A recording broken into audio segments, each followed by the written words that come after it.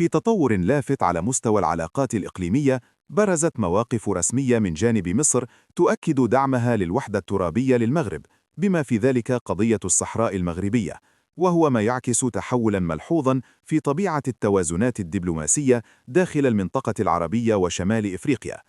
ويأتي هذا الموقف في سياق دينامية دبلوماسية نشطة يقودها المغرب خلال السنوات الأخيرة، نجح من خلالها في حشد دعم متزايد لمقترح الحكم الذاتي الذي يطرحه كحل سياسي للنزاع، وهو المقترح الذي حظي بتأييد عدة دول باعتباره خياراً واقعياً وذا مصداقية. من جانبها، تسعى مصر إلى تعزيز علاقاتها مع المغرب في إطار شراكة استراتيجية تقوم على التعاون السياسي والاقتصادي، إضافة إلى التنسيق في عدد من القضايا الإقليمية ذات الاهتمام المشترك. ويرى متابعون أن هذا التقارب يعكس رغبة متبادلة في توحيد الرؤى داخل الفضاء العربي، خاصة في ظل التحولات الجيوسياسية التي تشهدها المنطقة.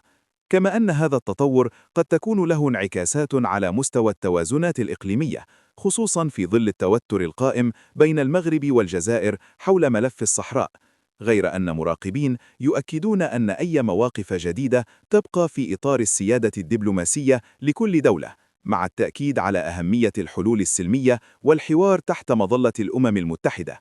في المحصلة، يعكس الموقف المصري في حال تأكيده بشكل رسمي وواضح توجهاً نحو إعادة رسم ملامح التحالفات الإقليمية، ويؤكد في الوقت ذاته على مركزية قضية الصحراء المغربية في السياسة الخارجية للمملكة، وعلى استمرارها في كسب مزيد من الدعم الدولي لموقفها.